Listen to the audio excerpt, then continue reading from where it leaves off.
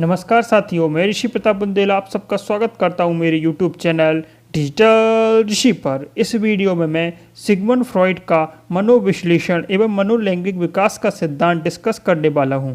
ये pedagogy theory series का 10वां video है। इस वीडियो के लास्ट में मैंने इस टॉपिक से रिलेटेड क्वेश्चन लिए हैं, तो वीडियो को पूरा अंत तक देखें। बाकी सारे वीडियो की लिंक डिस्क्रिप्शन में है, तो वहाँ के जाके आप मेरे पूरे वीडियो देख सकते हैं। तो बिना किसी देरी के वीडियो स्टार्ट करते हैं। टीचिंग एग्जाम की तैयारी के लिए सब्सक्राइब करें डिजिटल ऋषि यूट्यूब चैनल को और प्रेस करें bell icon regular video update के लिए। चलिए सबसे पहले हम मनोविश्लेषण बाद से चर्चा स्टार्ट करते हैं। मनोविश्लेषण, मन का विश्लेषण, ह्यूमन माइंड का एनालिसिस करना। और मनोविश्लेषण की जो शुरुआत की थी वो की थी सिगमंड फ्रॉइड ने, इसीलिए इनको मनोविश्लेषणवाद का जनक कहा जाता है। ये मनोविश्लेषणवाद अपना जो क्लिनिकल प्रैक्टिस था उसके दौरान यह सिद्धांत दिया था। वो क्या करते थे, लोगों को हिप्नोटाइज करते थे, जैसे अपने मूवीज में देखा होगा।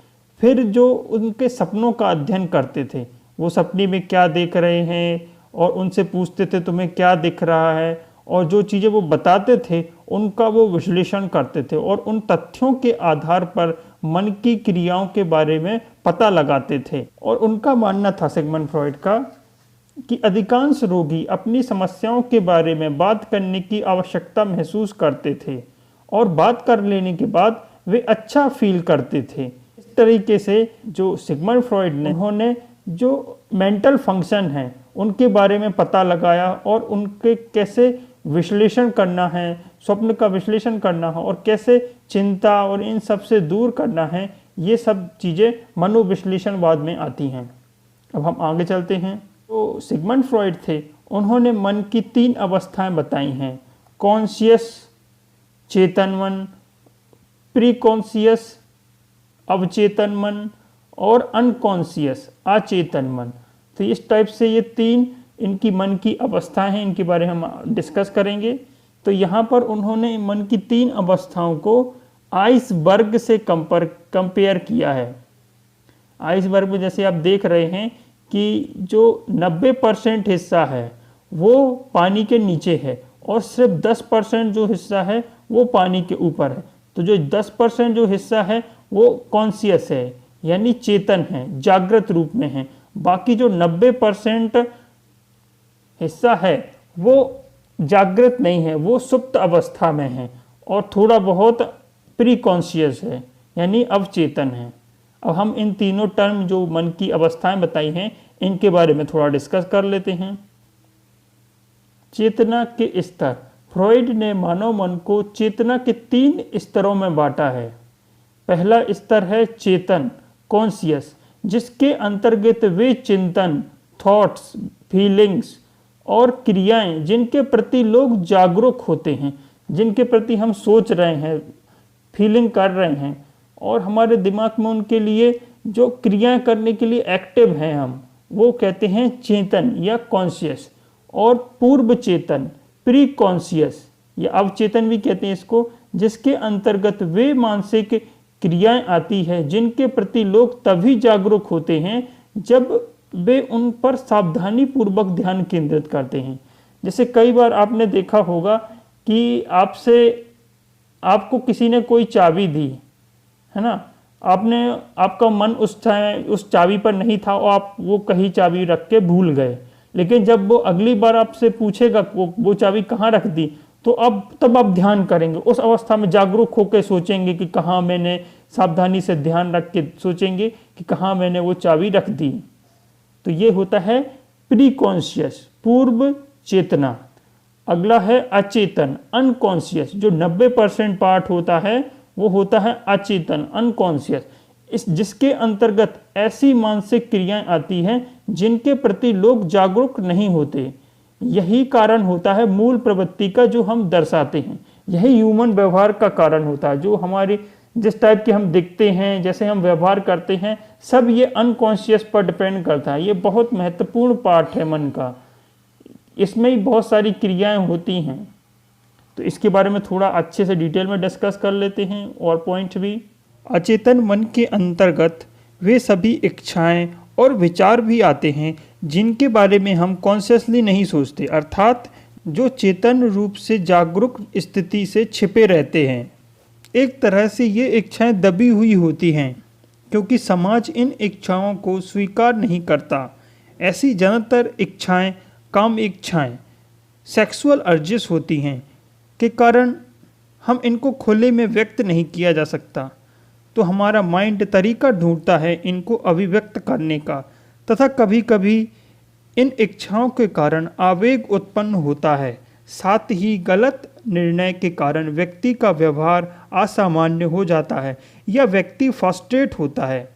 ऐसे में मनोविश्लेषण मदद करता है व्यक्ति के असामान्य व्यवहार और फ्रस्ट्रेशन को दूर करने की।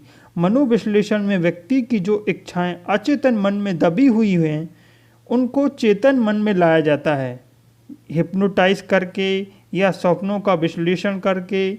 जब व्यक्ति इन इच्छाओं को अभिव्यक्त करता है तब वो हल्का फील करने लगता है और इन जब इच्छाओं को वो व्यक्त कर देता है तो वो उसका फ्रस्ट्रेशन और असामान्य व्यवहार कम हो जाता है।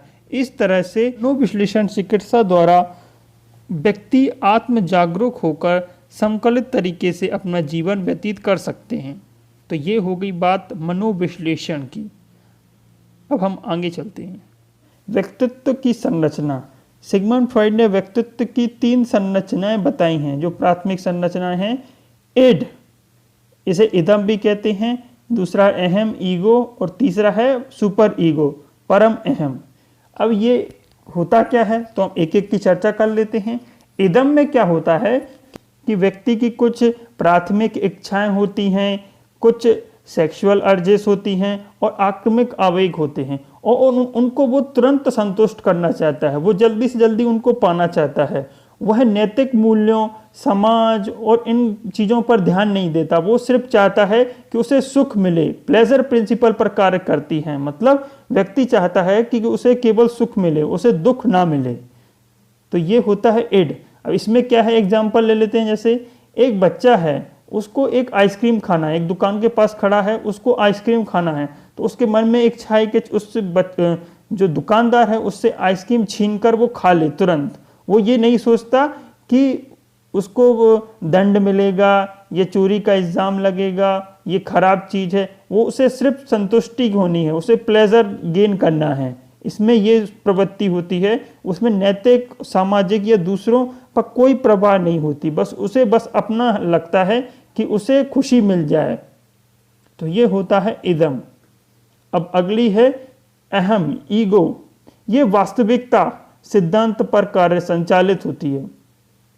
अब क्या होता है कि जैसे वो बच्चा है, उसको आइसक्रीम खाने की इच्छा हुई, तो अब ये वास्तविक रियलिटी सिद्धांत पर काम कर दे, तो उसका ईगो उसे बताएगा कि नहीं, ऐसे अगर तुम छीनोगे तो तुम्हें दंड मिलेगा, इसलिए तुम जाओ, उसको रुपए दो दुकानदार को और आइसक्रीम खरीद लो।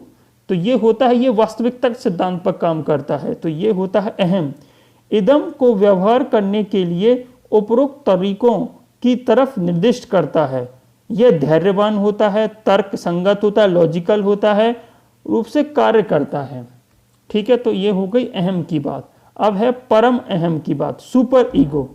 मानसिक प्रकारों की नैतिक शाखा के रूप में जाना जाता है। ये एक टाइप का मोरल डेवलपमेंट करता है कि जो आप काम कर रहे हैं, जो आइसक्रीम बच्चा ले रहा था वो सही है कि गलत है, एक बार उसे पूछ लेना चाहिए मम्मी पापा से कि उसको आइसक्रीम खरीदनी चाहिए कि नहीं खरीदनी चाहिए। तो ये नैतिकता के सिद्धांत पर काम करता है। परम अहम इदम और अहम को बताता है कि किसी विशिष्ट अवसर पर इच्छा विशेष की संतुष्टि नैतिक है अथवा नहीं। परम अहम इदम और अहम की सापेक्ष शक्ति प्रत्येक व्यक्ति की स्थिरता का निर्धारण करती है। जैसे एक कोई पर्सन है, उसमें हो सकता है कि इड ज़्यादा हो, वो चीज़ों को जल्दी पाना चाहता हो, अपनी इच्छाओं को पूरा करना चाहता हो, उसे फर्क नहीं पड़ता कि वो सही रास्ता अपना रहा है या गलत रास्ता अपना रहा है। किसी में अहम ज़्यादा हो तो वो चीज़ों को सोचेगा, बैलेंस करके, वास्तविक जीवन के बारे में सोच के बैलेंस करके चीज़ों को देखेगा। और किसी व्यक्ति में परम अहम ज़्यादा है तो वो नैतिकता को महत्व देगा। अगर नैतिक रूप से वो गलत है तो वो चाहे वास्तविक जीवन में सही हो, लेकिन अगर वो नैतिक रूप से गलत है तो वो उसे नहीं करेगा। तो ये हो गई, इस हिसाब से व्यक्ति के व्यक्तित्व का निर्धारण होता है। इदम को दो प्रकार की मूल प्रवृत्ति शक्तियों में ऊर्जा होती है, एक होती है जीवन प्रवृत्ति और दूसरी होती है मृत्यु प्रवृत्ति। इसको जीवन प्रवृत्ति को एरोस कहते हैं और मृत्यु प्रवृत्ति को थैनेटोस कहते हैं। इनके नाम भी याद रखिए, इनसे क्वेश्चन आ जाते हैं। और मुख्य रूप से जीवन प्रवृत्ति के बारे में सिगमंड फ्रॉइड बात करते हैं। अब हम आगे चलते हैं। आगे है व्यक्तित्व विकास की अवस्थाएं, मनोलैंगिक विकास। फ्रॉइड का कहना है कि व्यक्तित्व के आंतरिक पक्ष आरंभ से ही स्थापित हो जाते हैं और जीवन पर्यंत स्थिर बने रहते हैं। जो फ्रॉइड है उन्होंने 5 अवस्थाएं बताई हैं मनोलैंगिक विकास की, और प्रत्येक अवस्था का उसके जीवन पर विशेष प्रभाव पड़ता है। अगर कोई अवस्था उसमें बाधा आ गई तो वो आगे भी वो बाधा रहेगी और आगे भी जो पर्सन है वो परेशान रहेगा। जैसे पहली अवस्था है मौखिक अवस्था, ओरल स्टेज। ये जन्म से लेके 1.5 से 2 वर्ष तक होती है। इस अवस्था में शिशु की मूल प्रवृत्ति मुख पर केंद्रित होती है। मुख शिशु का प्राथमिक सुख प्राप्ति का केंद्र होता है। इस अब छोटे में बच्चे क्या करते हैं कि वो उन्हें मुख से खेलने में, कोई भी चीज़ हो वो उसको मुंह में ले लेते हैं, उन्हें मज़ा आता है, उनके सुख का अनुभव होता है। भोजन ग्रहण करते समय अंगूठा चूसना और बलबलाना या काटना, इन सब में उन्हें सुख प्राप्ति होती है। तो यहाँ पर जो मुख सुख का केंद्र होता है, ये बात हो गई। अगर ये मौखिक अवस्था अच्छे से निकल जाती है तो बच्चा आत्मनिर्भर बनता है। और मौखिक अवस्था, इसमें अगर कोई परेशानी होती है तो उसमें आत्मनिर्भर नहीं हो पाता और आगे जो लाइफ है, जो जीने वाला है, उसमें भी दिक्कत आती है, उसमें भी कड़े अनुभव आते हैं। अगली अवस्था पर चलते हैं। अगली अवस्था है गुदीय अवस्था, एनल। इस आयु में माता पिता की प्रमुख मांग है कि बालक मूत्र त्याग एवं मल त्याग जैसे शारीरिक क्रियाएं को सीखे। इसमें गुदीय क्षेत्र सुखदायक भावनाओं का केंद्र हो जाता है ना। अगला है लैंगिक अवस्था, फैलिक स्टेज। इसमें क्या होता है, यह अवस्था जननांगों पर बल देती है। यह 4 से 5 वर्ष की आयु में बच्चे पुरुषों एवं महिलाओं के बीच का भेद अनुभव करने लगते हैं। इसी अवस्था में बालक इंडीपस मनोग्रंथि, बालक में इंडीपस मनोग्रंथि होती है, मतलब माता के प्रति स्नेह की भावना होती है। और बालिकाओं में इलेक्ट्रा मनोग्रंथि, पिता के प्रति प्रेम का अनुभव करते हैं। यहाँ पर एक और टर्म आती है कॉन्संट्रेशन एंजाइटी, बाध्यकरण चिंता। इसमें क्या होता है, ये चिंता ज़्यादातर जो बालक हैं उनमें होती है। ख्वाब आते हैं, थोड़े थोड़े बुरे ख्वाब आते हैं कि उनका जो प्राइवेट पार्ट है वो डैमेज ना हो जाए, कोई परेशानी ना हो जाए उसमें, तो उन्हें ये डर लगा रहता है। तो ये जो चिंता होती है इसको कॉन्संट्रेशन एंजाइटी कहते हैं। अब हम आगे की स्टेज पे चलते हैं, चौथी स्टेज, काम प्रसूत अवस्था, लेटेंसी स्टेज। इसे सुषुप्त अवस्था भी कहते हैं। इस अवधि में बालक का विकास शारीरिक दृष्टि से होता रहता है, क्योंकि ये अवस्था जो है किशोरावस्था में होती है, तो वहाँ पर जो बालक का विकास है वो शारीरिक दृष्टि से होता रहता है। ये अवस्था लगभग 7 वर्ष से लगभग 16 वर्ष तक होती है, किंतु उसकी काम इच्छाएं सापेक्ष रूप से निष्क्रिय रहती हैं। इसमें जो सेक्सुअल अर्जेस है वो एक टाइप से निष्क्रिय रहती हैं इस अवस्था में, क्योंकि उसे जो ऊर्जा लगानी है वो सामाजिक कार्यों में या पढ़ाई में या उपलब्धि संबंधी क्रियाओं में व्यय कर होती हैं। इस कारण जो काम इच्छाएं होती हैं वो लगभग निष्क्रिय होती हैं। अगला है जननांगीय अवस्था, जेंटल स्टेज। इस अवस्था में व्यक्ति मनोलैंगिक विकास में परिपक्वता प्राप्त कर लेता है। इसमें कामेच्छाएं, भय, दमित भावनाएं पुनः अभिव्यक्त होने लगती हैं। जो पहली स्टेज थी, जो इससे पहले स्टेज थी लेटेंसी स्टेज, उसमें जो छिप गई थी अब वो फिर से आने लगती हैं।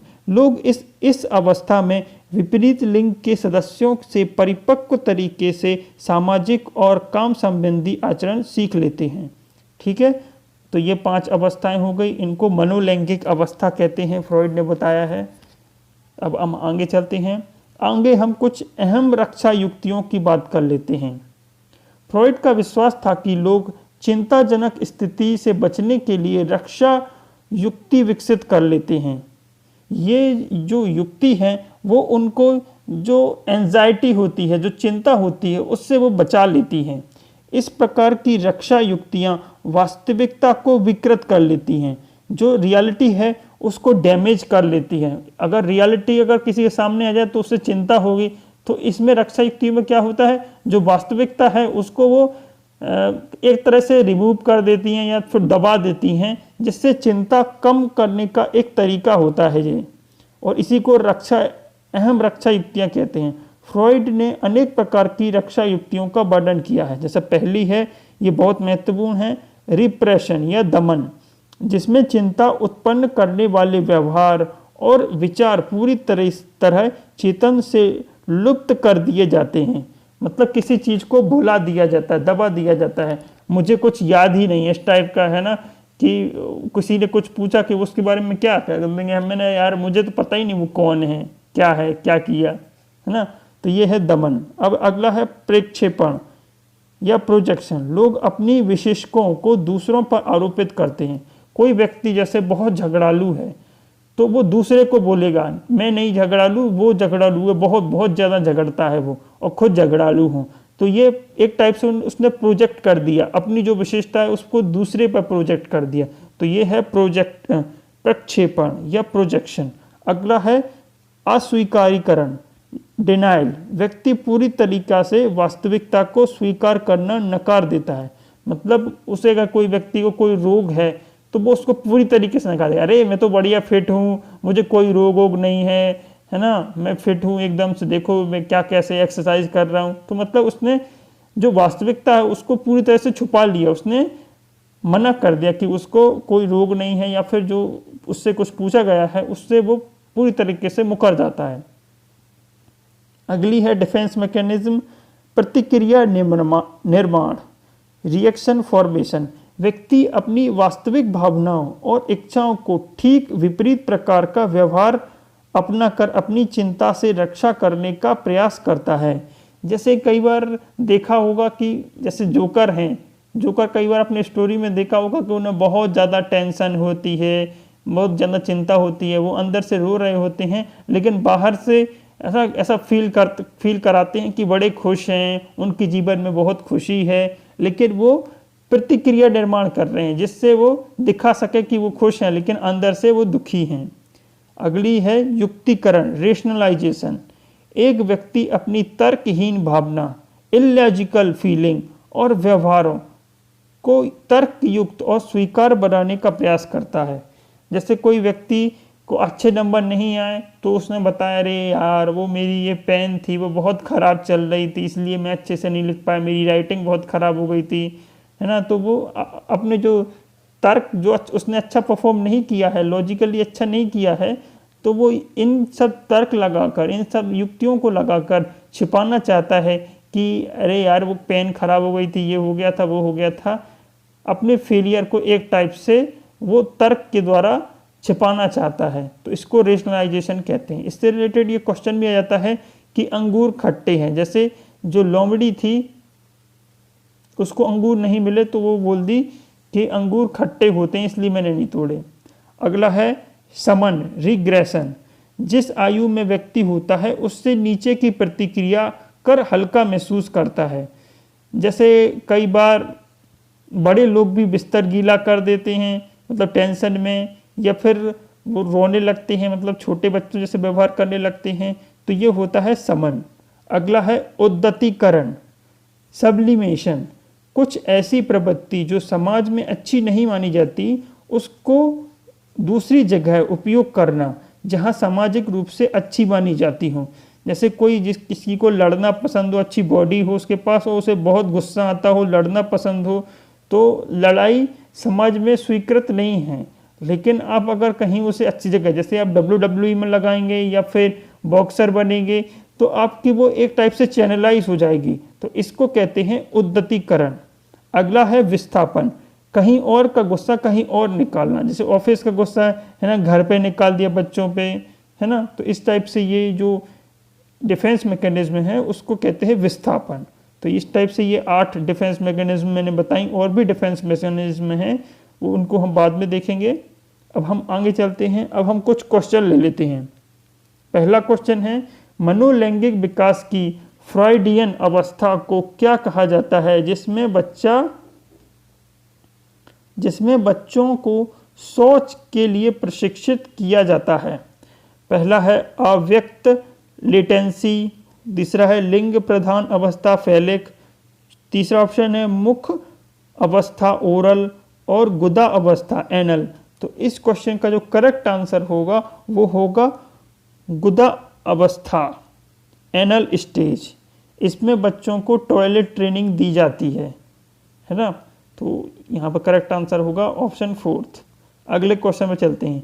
अगला क्वेश्चन है, नए लक्ष्यों की और ऊर्जा या आक्रामक लक्ष्यों को पुनः निर्देशित करना, जो अक्सर कलात्मक, बौद्धिक या सांस्कृतिक लक्ष्य होते हैं, खाली स्थान कहलाते हैं। उद्दतीकरण, प्रतिकरण, संबंधन, युक्तिकरण। तो इस क्वेश्चन का जो करेक्ट आंसर होगा वो होगा उद्दतीकरण। जो ऊर्जा या आक्रामक व्यवहार है उसको कहीं और पुनः निर्देशित कर देना, उसको हम कहते हैं उद्दतीकरण। तो यहाँ पर ऑप्शन फर्स्ट सही होगा। अगले क्वेश्चन में चलते हैं। अगला क्वेश्चन है, शैशवावस्था से मानव विकास का एक मनोलैंगिक सिद्धांत किसने विकसित किया? तो ये जो मनोलैंगिक सिद्धांत है वो विकसित किया है सिगमंड फ्रॉइड ने। तो करेक्ट आंसर होगा ऑप्शन 3। अगला क्वेश्चन है, मनोलैंगिक विकास की कौन सी अवस्था में वंध्यकरण चिंता, कास्ट्रेशन एंजाइटी होती है? एनल, मौखिक, ओरल, सुप्तेशी, लेटेंसी या लैंगिक फैलिक अवस्था। तो जो करेक्ट आंसर होगा इस क्वेश्चन का वो होगा ऑप्शन 4, लैंगिक या फैलिक अवस्था, फैलिक स्टेज, ऑप्शन 4। ये मैंने जो लैंगिक अवस्था, फैलिक अवस्था बताते समय ये चीज़ बता दी है ना, कि इस स्टेज में क्या होता है कि बच्चों को एक खराब ख्वाब होता है, डरावना ख्वाब आता है कि जो उनका प्राइवेट पार्ट है वो डैमेज ना हो जाए। तो ये है 4th, बालकों को होता है। और आगे चलते हैं। अगला क्वेश्चन है, फ्रॉइड ने किस पद का उपयोग मन की संरचना के अपने सिद्धांत का वर्णन करने के लिए किया? चेतना, आइसबर्ग, लिबिडो, लैंडस्केप। तो इस क्वेश्चन का करेक्ट आंसर होगा आइसबर्ग का उन्होंने पद का यूज किया, मन की जो अवस्था थी, मन की जो संरचना थी उसके बारे में बताने के लिए। तो करेक्ट आंसर होगा ऑप्शन 2। अगले क्वेश्चन चलते हैं। अगला क्वेश्चन है, मनोलैंगिक विकास सिद्धांत के अनुसार निम्नलिखित अवस्थाओं में से किसके निर्धारण, फिक्सेशन से निर्भरता में सुधार होता है? गुदा, एनल, मौखिक, ओरल, सुप्तस, लेटेंसी और लैंगिक फैलिक। तो यहाँ पर जो करेक्ट आंसर होगा इस क्वेश्चन का वो होगा ऑप्शन 1, मौखिक या ओरल। अगर मौखिक या ओरल स्टेज अच्छे से निकल गई तो उसमें आत्मनिर्भरता आती है और वो अच्छे से सब चीज़ें कर लेता है और उसके जो आगे आने वाले जीवन हैं वो अच्छे से व्यतीत होते हैं। अगर यहाँ पर बाधा आ गई तो उनके जो बच्चे के जो आगे आने वाला जीवन है वो भी कष्टकारी होगा। तो ऑप्शन 2 यहाँ पर सही होगा। तो इस टाइप से ये यहाँ पर मनोलैंगिक और मनोविश्लेषणवाद का जो सिद्धांत जो सिगमंड फ्रॉइड ने दिया था वो हमने यहाँ पर डिस्कस कर लिया है क्वेश्चन के साथ। तो वीडियो आप सबको कैसा लगा कमेंट करके अपनी प्रतिक्रिया एवं सुझाव अवश्य दें।